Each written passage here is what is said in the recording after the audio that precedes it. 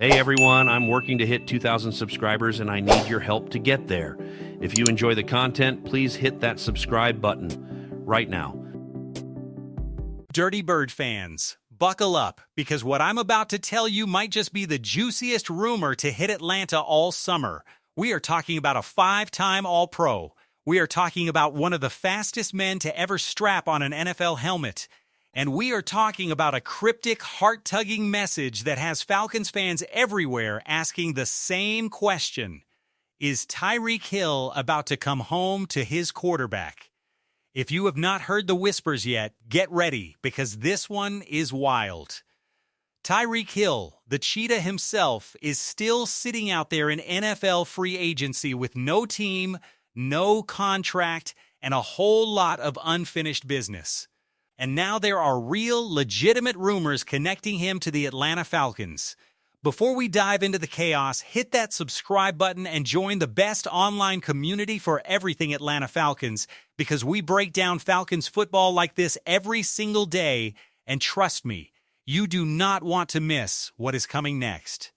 So let us set the scene. Tyreek Hill's 2025 season was an absolute nightmare.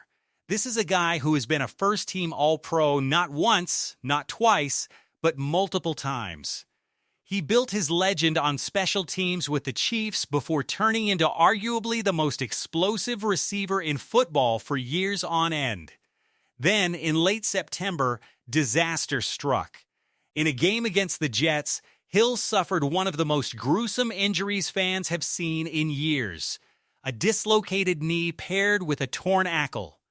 It was the kind of injury that makes you wince just thinking about it. Not long after, the Miami Dolphins made the brutal business decision to release him, a move that cleared roughly $23 million in cap space for Miami, even as they absorbed a significant dead cap hit in the process. Just like that, one of the most electric receivers of his generation was a man without a team. But here is where the story gets interesting and, honestly, a little emotional. Just days ago, Tyreek Hill posted something on his Snapchat story that immediately set the internet ablaze. In the post, Tua Tagovailoa is front and center, and Hill's caption reads like a love letter to a former teammate. He says he misses his old friend. For anyone who remembers the Hill and Tua connection in Miami, that message hits different. Is this just nostalgia? Or is this a not-so-subtle hint that Tyreek Hill wants to reunite with his old quarterback wherever Tua happens? Injury experts who have studied Hill's knee damage have voiced real worry, not necessarily about whether he can return to the NFL at all, but whether he can ever again be the same dominant first-team All-Pro version of himself. A full knee dislocation is about as serious as injuries get for a skill position player, and the recovery timeline for these things typically stretches somewhere in the 9 to 12-month range, sometimes longer depending on the severity. Reports have indicated his rehab has been going well months removed from surgery, and his side has expressed confidence that he intends to play in 2026. But his readiness for the start of the season remains genuinely uncertain. So yes, before Tyreek Hill signs anywhere, including Atlanta, he is going to have to prove to some very skeptical team doctors that his knee can hold up in the NFL again. But here is the thing, Falcons fans. Even with all that risk on the table, there is a legitimate case that Atlanta should be picking up the phone. Let us break down exactly why this move could actually make sense, because it is not just wishful thinking, there is real substance here. Reason number one, and honestly the reason that started this whole conversation, is the chemistry between Hill and Tua Tagovailoa. These two do not just have a working relationship, they have a genuine bond built over years together in Miami. Hill has gone on record repeatedly, even during his most recent NFL season, praising Tua's accuracy, at times suggesting Tua's precision rivals or even exceeds some of the league's biggest names. Now, that is a bold claim, and plenty of people would push back on it. But it tells you everything about how much respect and trust exists between these two. And it is not just talk. Go back to the 2023 season, and you will find the best statistical output either of these players has ever produced, and they produced it together. Tua threw for the most yardage and touchdowns of his career that year. Hill racked up nearly 1,800 receiving yards without missing a single game, tallied 13 total touchdowns, and actually received down-ballot MVP consideration, an incredible feat for a wide receiver. Tua, meanwhile, ranked among the very best quarterbacks in the league by advanced metrics that season. When these two were on the same page, they were nearly unstoppable, full stop. And that chemistry matters more for this Falcons team than you might think, because of just how unstable things have been at the quarterback position in Atlanta. Consider this. Tight end Kyle Pitts has already played with 6 different starting quarterbacks during his time with the franchise. 6. That is an absurd number of different signal callers for one player to try to build rapport with. And it goes a long way toward explaining why his production has never quite matched his talent. Even newly added receiver Jahan Dotson has played under 6 different starters dating back to his time with the Commanders. Rookie receiver Zachariah Branch saw multiple different quarterbacks just during his college career because of transfers and injuries. The pattern here is impossible to ignore. This receiving core has never had the luxury of true continuity at quarterback, and continuity is exactly what turns good receivers into great ones.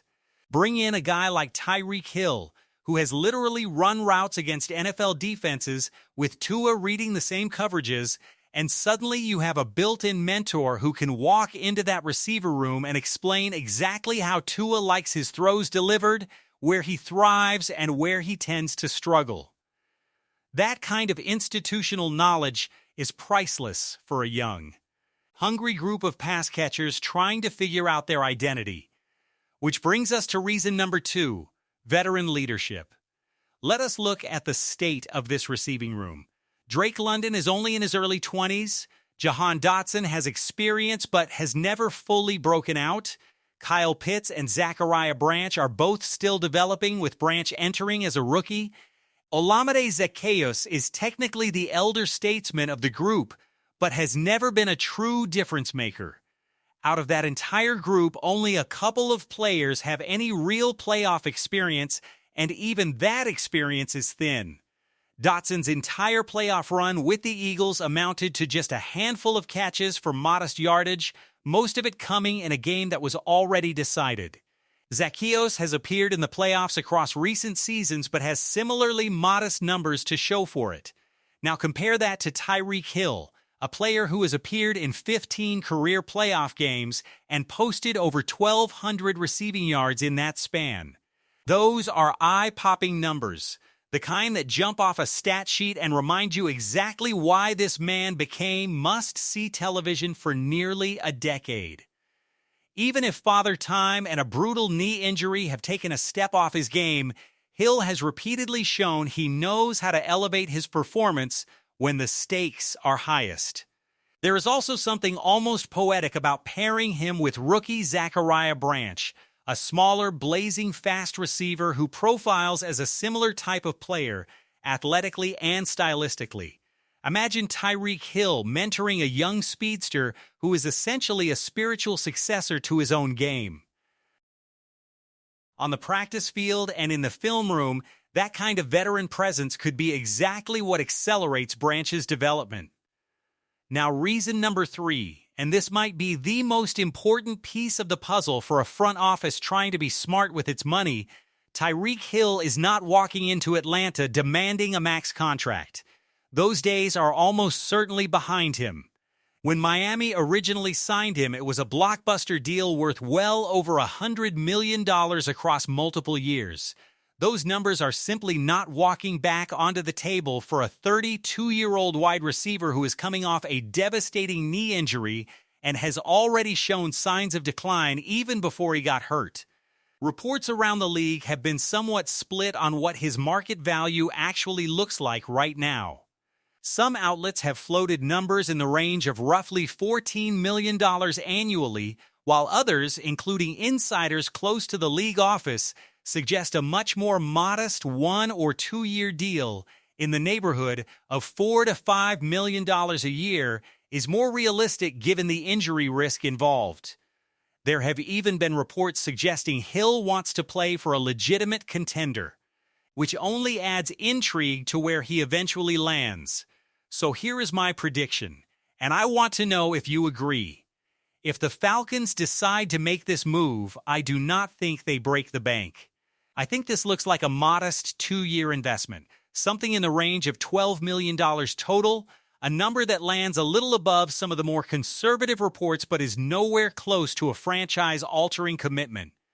That kind of deal lets Atlanta bring in a genuine mentor, someone who can immediately start teaching this receiver room how Tua operates, while also giving Tua himself a security blanket he already trusts implicitly.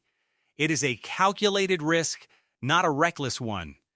And if General Manager Ian Cunningham decides to pull the trigger, it would represent exactly the kind of savvy, low-risk, high-reward move that could quietly reshape this Falcons offense heading into a critical season. Let us not pretend this is a slam dunk, though, because it absolutely is not.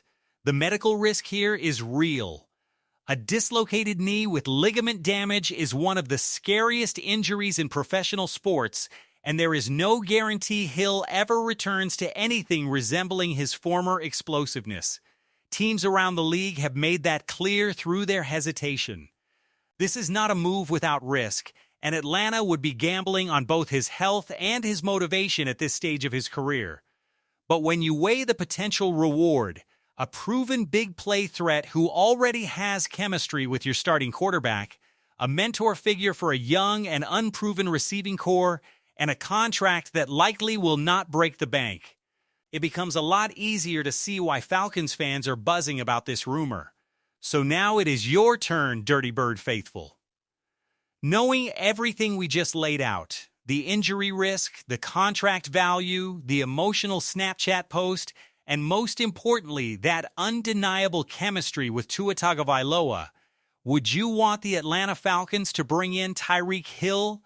Drop an S in the comments if you say sign him, or drop a P if you think the Falcons should pass and look elsewhere.